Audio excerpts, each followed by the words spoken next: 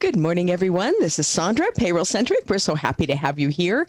Thank you for joining us. We've got our loyal participants. Thank you, thank you, thank you. Tell a friend, bring a guest, and maybe we'll figure out a way to reward those people who bring somebody new.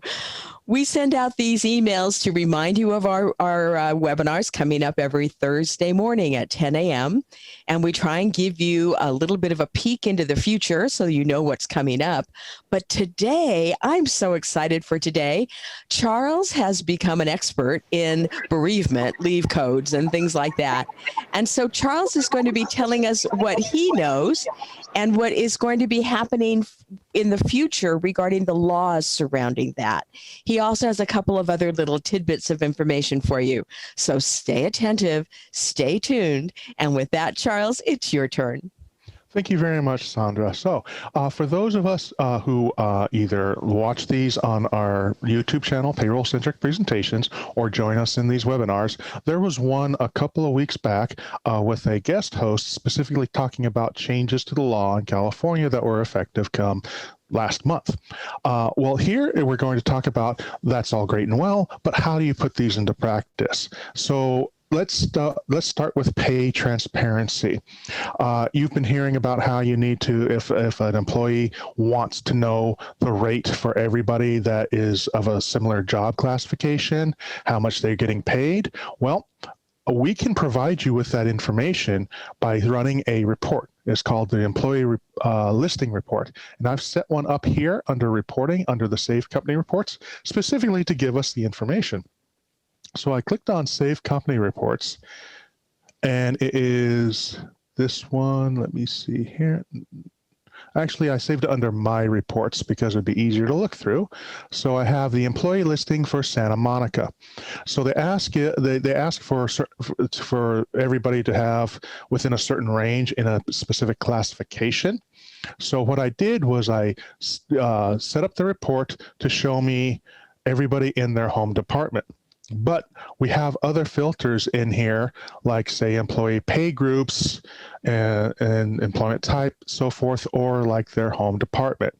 So this report works for those pay rates in those classifications, depending upon if you use that part of PayrollCentric. Just like anything else, it's as good as what you put into it. So if you're entering things like their job classifications, putting them up in pay groups and things like that in Dash, then it will be able to use that information to build the report. In this case, I looked at the employee home department, Santa Monica, and I ran it just for them. And we can set this up and you can save it and set your other filters. We can also, if we needed to, go to the sorting and subtotals and select a custom sort based on a particular classification, say job position, things like that, and you'd be able to sort it by that category and see the grouping of everybody. And then you would come down here and run the report. Now, I've also set it up to show in Microsoft Excel data. So I'm just going to go ahead and run the report. It's going to pull it up for me. And this, by the way, is what's going to happen when you run this and you have the output be in an Excel file. It's going to look like this, and you're going to wait for the report to pop open like you do if it's a PDF, but it doesn't necessarily do that. But if you notice right here on the lower left, you have this right here, this little icon of an Excel and a little listing. You open it, and as soon as it opens, I'm going to bring it over, and it's this. So I go ahead and enable editing and bring it over again. And so I'm just going to delete this.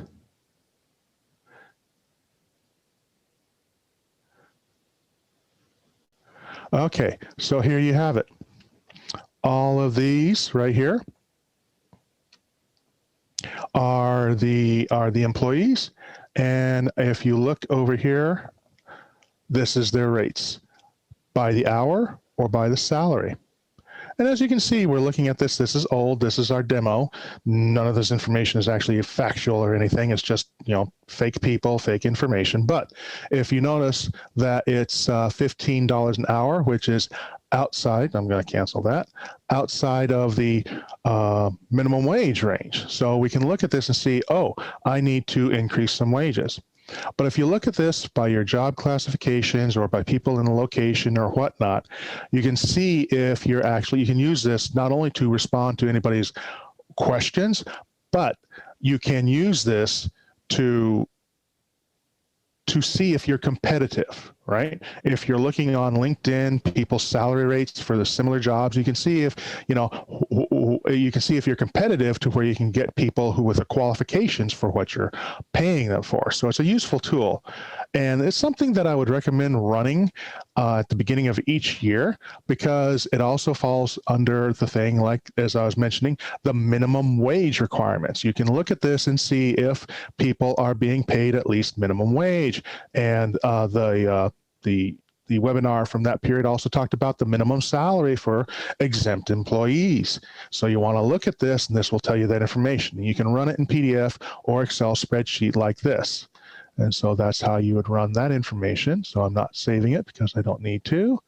And that's how you run this report. And again, it's the employee listing. It's something that you can search under standard reports. And you find it right here. And you can set the parameters like I did for, I saved it under my reports right here.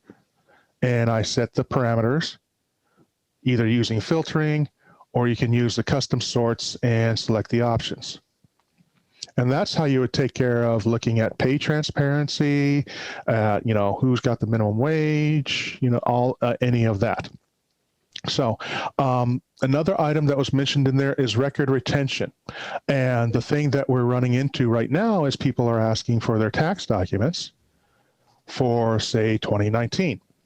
Well, the thing is, we are not really an official keeper of record. We do provide tax returns for the last 3 years.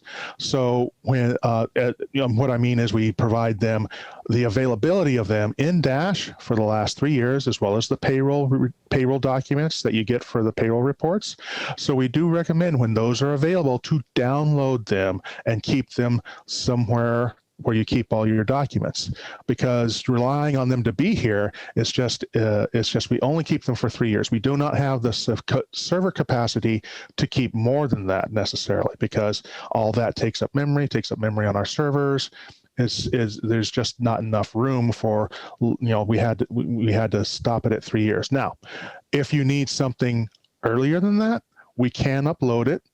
To upload it back again into Dash, there would be a minimal fee, but it is something that is available. We do recommend that you do take every record that we post here, when we post it under tax documents or payroll documents, keep it someplace that you keep it safe. And even here on the payroll documents, we've made it easy to save everything for a check date by clicking on download all. It creates a zip file, downloads it right there, one button, and done, basically.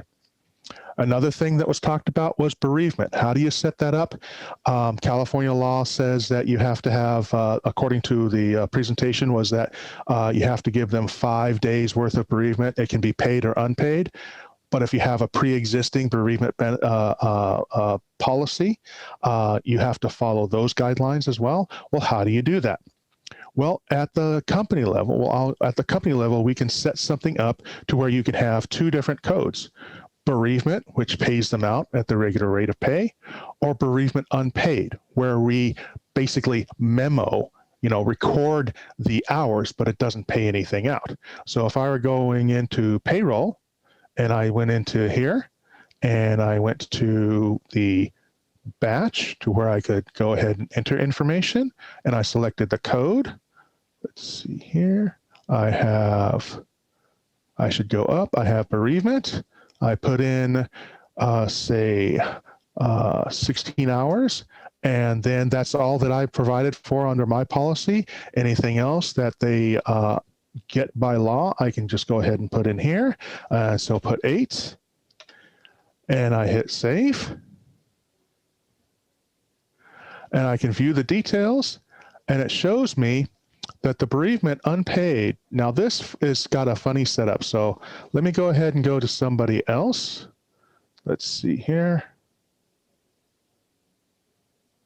Now I'm going to go to my favorite. I'm going to go to Sherlock Holmes. All right, Sherlock Holmes. Okay, So if I went to, let's see, I have him. Let's see. Let me go ahead and look at him real quick. Make sure I've got his rate in here. I don't have a rate, so let me change him to say 20. For the purposes, we want to make sure that we have this all correct in here. So I'm going to go back to payroll entry, and I'm going to take the bereavement code, which is right here, and bereavement unpaid. I'm going to put those in, and then I'm going to put the 16 and then the 8, and hit save. And then I'm going to view the details, and it's paying at the $20 an hour for the bereavement 16, but the unpaid is just being memoed. They're not getting paid for that. So that's how you can set that up. Now, you just let us know what your policy is. If you have a bereavement policy, if you're going to pay them for bereavement, or if you're going to not pay them for bereavement if you don't have an existing policy, and we can set that up for you. And then another thing that was discussed was, as I said, minimum wage. We already covered that. And then the CFRA, that's California's version of the Family Medical Leave Act. Well, if you needed to, if you needed to track it or anything like that, we can go to the HR section. This is Saundra's favorite section in all of it. And we do have where you have the leave of absence for FMLA. We can set up something in here specifically for the CFRA if you wanted to do any kind of tracking. We also covered things like the Form I-9. I believe Saundra has discussed that in the past with how you can use that. But the next section, and this is in my area of expertise, is the meals and rest period penalties, and that was the one where you have to pay for meals if they happen to work through their meal time. Again, we can set up if I went into payroll and I went back to Sherlock Holmes, right? Okay. And I went back to him, and I decided he worked through his meal. We can set up a code for that. Meal penalty is what we call it. And you just put the number of hours, and the system will calculate it. This way you can keep a record of that for any kind of record keeping purposes. If you get audited, or somebody, or like OSHA or whatever comes down to see your records, you can show you have taken care of the meal penalty. Now, the other thing that was covered was a timesheet attestation. We do have that capability in our swipe clock time and attendance. It's actually something that is listed on the timesheets there. That's an attestation, and you would have the employees approve their timesheet. There's a capability in there. And of course, if anybody's interested in learning about time and attendance, Saundra is always able to assist with discussing that, setting up a demo if you don't have that and you would like to start. Expense reimbursement. We also set up expense reimbursement codes like mileage reimbursement. And what we can do, and for this, I'm going to go to the company level, and I'm going to go to earnings and deductions. I'm going to look at that deduction code for mileage reimbursement. Because one thing we can do for this code, because the mileage reimbursement is set by the federal government, they can change it. And they have recently. So the old rate last year was 0.57. Well, the new rate is 6.55. So we can put that in. And then whenever you use the code going forward, it rounds up like that because this particular field doesn't recognize 3 decimal characters. But it will recognize it in the calculation. Okay, it will recognize the 6.55 in the calculation. But we can set it up so that when you enter the number of miles that they used, the system will calculate it anytime that you use the mileage reimbursement code. But the caveat is this needs to be updated at this level. So I have a couple of clients where I check this every year because they do mileage reimbursement with every payroll. But if you are going to be doing mileage reimbursement, you can either do it by when you're in the payroll, right? When you're in the payroll, and I'm going to go back to Homes. Give me just a second. Whoop, wrong. let's see, homes. And yes, sometimes I clicked on the wrong thing when I'm navigating. It happens. That's fine. Let's see.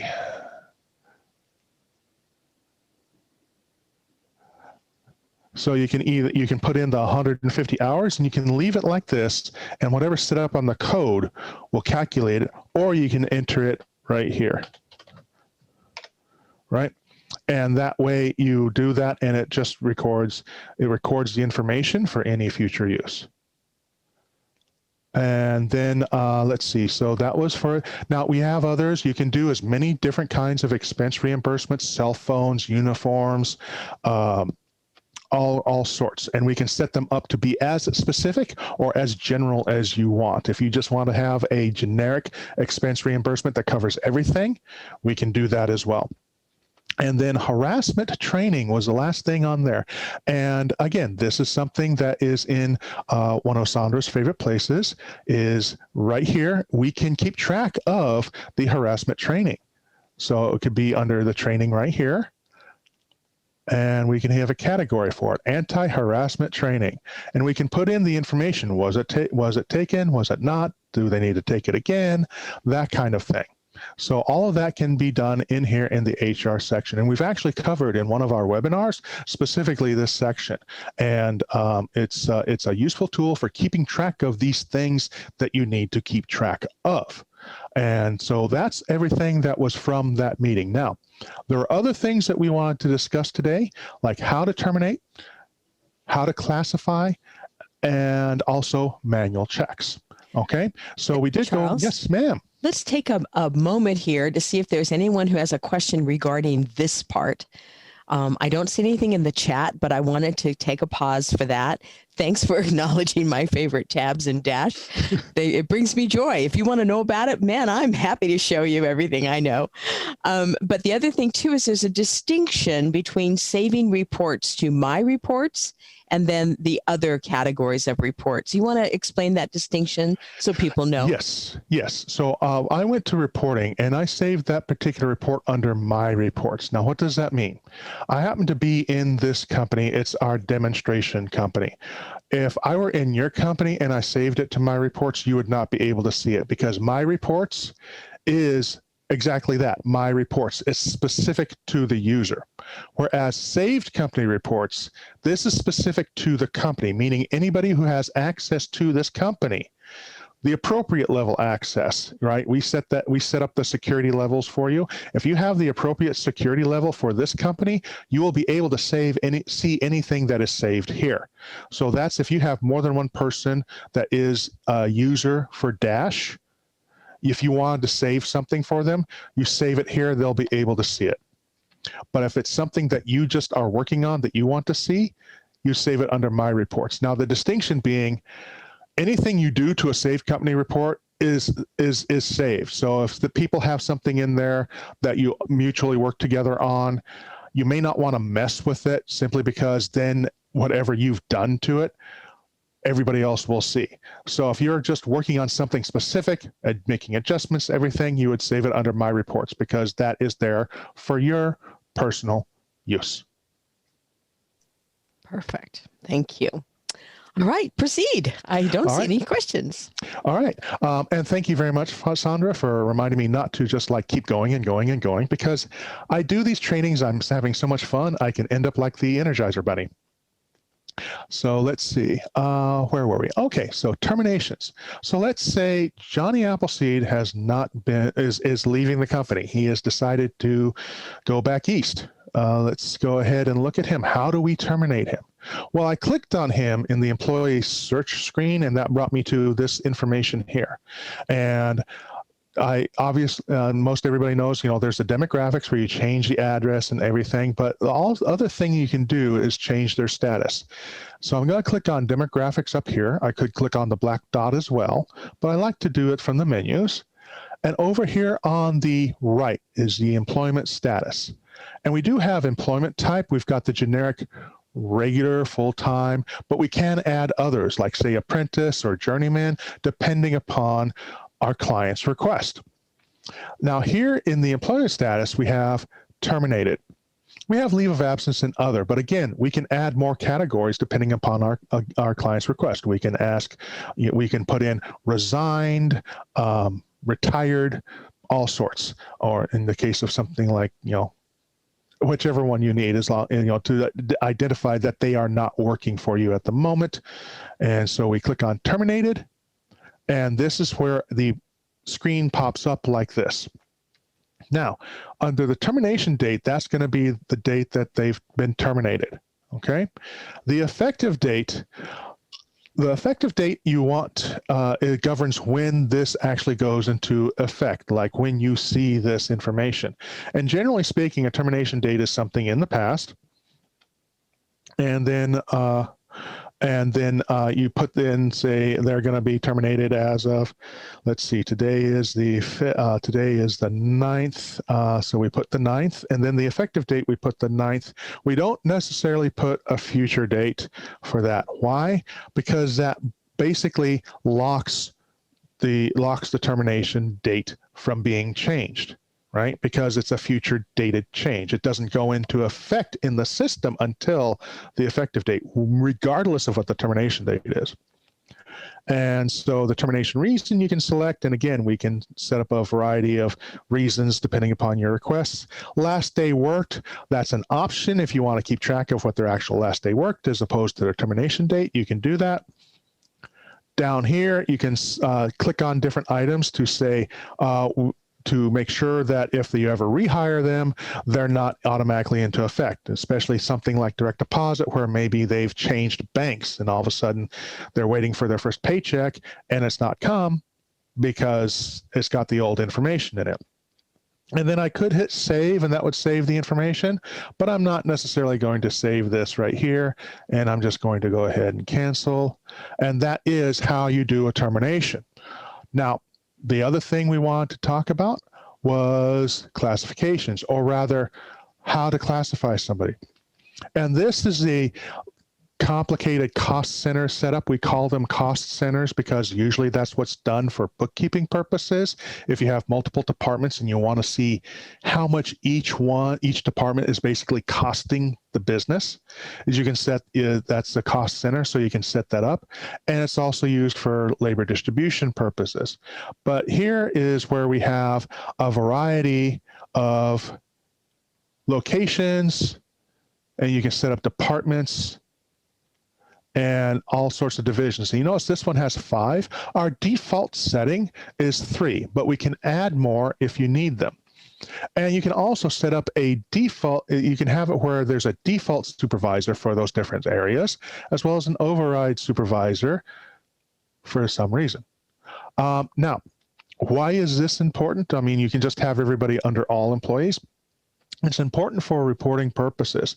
Again, you want to set it up to where if you needed to run a pay transparency report, that employee listing we discussed, and you needed to make sure that you were running it for the correct classifications, for the correct departments, to make sure that not only that you're providing the employee with the correct information that they requested, but that you're being competitive with with the same kind of work that you do with other companies, right? It's like, how much are they paying people versus how much are you paying people? And you can compare. And that's kind of an important thing in order to make sure that you keep attracting quality employees. And so that is where you can do the location, and you can even set up to where you have positions, right? You can set up different positions, and that's also something you can include on reports, right? And supervisors, titles, all that kind of stuff. This is where the classifications go. This is where you sell the system. This person is a counselor, and they are in the administrative area, right? For a high school, and you can do as much as you want to classify your employees in a particular way. For instance, here at our work, I'm under operations, right? Saundra is a client advocate. She is in another department. So that way you can make track and see how you have the structure and make sure that everything is going appropriately. and it does, believe me, this is an underutilized facility, but if you use it, it'll be to your benefit. And then again, like I said, for the employee salary ranges reports for a variety of reasons. And then the last thing was manual checks. And we are getting these questions a lot because this is something that can happen. Is somebody leaves, right? They get terminated, they resign, they leave for cause, what have you, or there's a correction that needs to be done. They had 40 hours and the payroll was you submitted the payroll with 38, that kind of thing, and you need to get the money right away. Well, if you click on manual check right here at the front, it brings that person up. Now, the thing about a manual check is everything is manual. Okay, if they happen to have deductions, right? So let's see, have to hit create first in order to see that. So if they happen to have deductions, right, this is all manual. In order to include it, you would click on these little buttons right here, taxes and so forth. So everything is manual on a manual check, to be sure. Also, this is something that will be recorded on the following payroll, but you can hand them the check today. So this is, basically so that you can be in compliance, paying them in a timely fashion, whether they're leaving or whether they didn't have all their hours reported for some reason. So you can do that here. Now we can do a net to gross value. Let's say you are trying to calculate, you're giving them $50 out of pocket, and you need to record that because it is compensation. It's like, they won a prize and you're giving them something worth $50. So you can do net to gross value, and then you enter that here, and it will calculate what the gross is right over here, right? So it figures the taxes would be $4.67, and the gross, as a result, would be $54.67. It will record that and take care of that. But the other reasons that you would be using this, of course, as I said before, is like underreported hours, final pay, what have you. Now, the other thing to note is that block direct deposit is automatically blocked. You do not want to uncheck this. You want to make sure of that, because if you uncheck it and they have direct deposit, it will deposit this into their account. Now, when I go to details, you would put in, say, for whatever they're getting paid. Let's see, they are okay. Those are the deductions, regular pay, and then in California, also, if they have any vacation, you'd want to pay that out as well. And you can pay that on a separate check or the same check, depending on what you prefer. And you just put in like 16 hours, and then they had 24 vacation. And you don't need to put anything into the rate or the amount column unless you are overriding what's set up on the employee, just like in regular payroll. And so if I hit save, it will save that information, and it will show it over here on you. And this is when you're doing the entry of these figures. Otherwise, as you saw when I entered the net to gross, it calculated it without having to save anything. This is just on this particular tab. So if I go to deductions, now they want to have the 401k taken out, but they're already paid up on the medical and dental through their rest of their period, so I'm not marking that. And then on taxes, I am not blocking federal or state income. That's coming out. And then I just go to save and print. And then before I do that, I can view the check details over here on the right. And it shows me everything. It shows me the 401k. It shows me the regular, the vacation, everything on here. And so it's okay, this is good. And then I want to make sure that it's printed today. And then I can put what the pay period is. Right, so I can put it for, say, January, and right, so I can put that in there to say what period this check is for. I would always select the primary account or client account. That's how it will be identified. And I will want to put in the check number. If you don't put in a check number, the system will assign one and actually print a check. So you want one in here either of the actual check you're issuing or 999. Or you could put 9999 or how many ever, but that's the placeholder for the check number if you don't have it.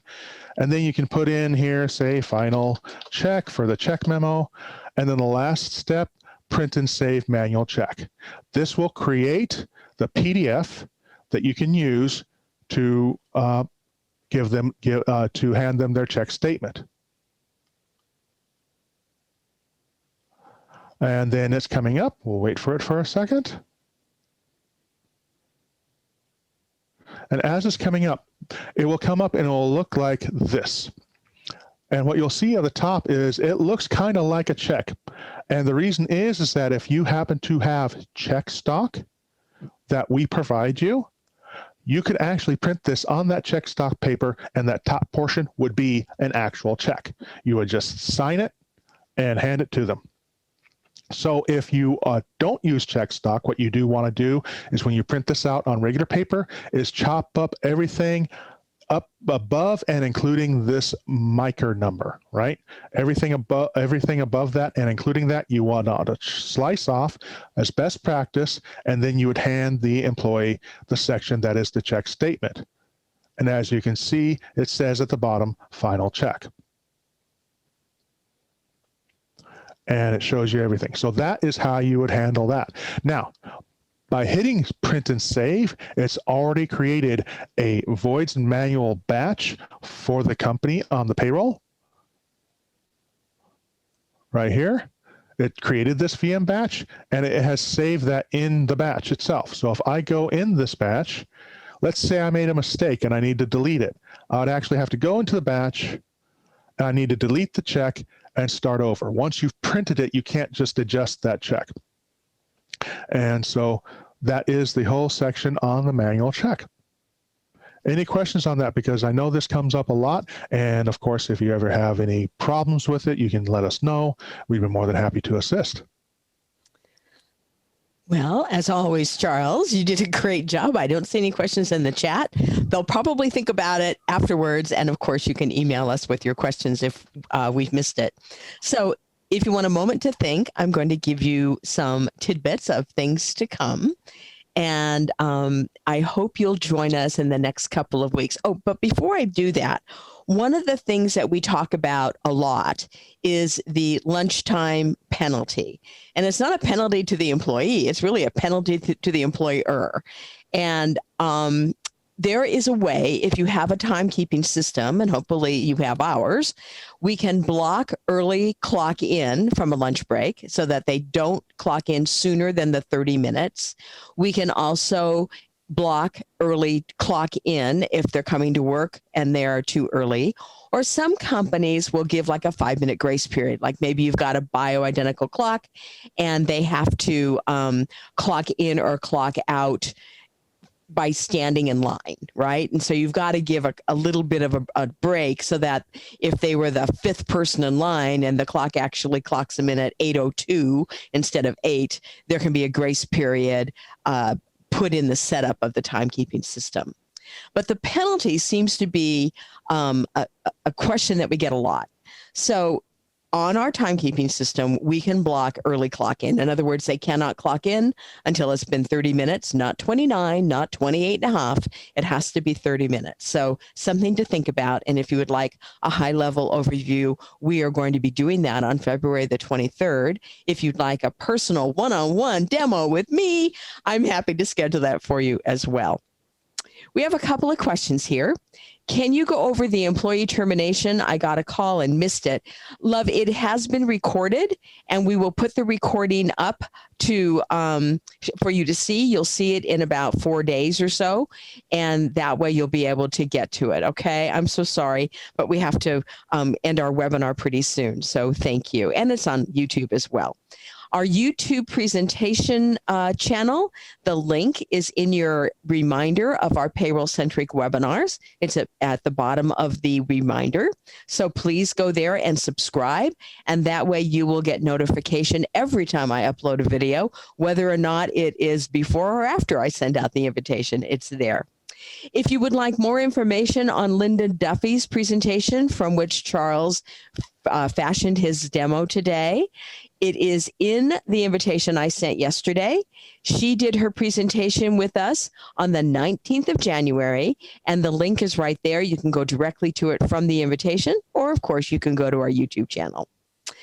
So we've got coming up next week, running reports for workers' compensation audits. It seems to be that time of year. So Charles is going to be covering that. And then, as I said, on the 23rd, we're going to talk about meal breaks and rest periods and timekeeping systems. So please join us then. If you've got somebody on your team who would benefit from seeing our webinars, please feel free to forward that invitation to that person so that they can click on the link as well. And we can have some more people joining us today. We had quite a few. So thank you so much for being a part of our Payroll-Centric family.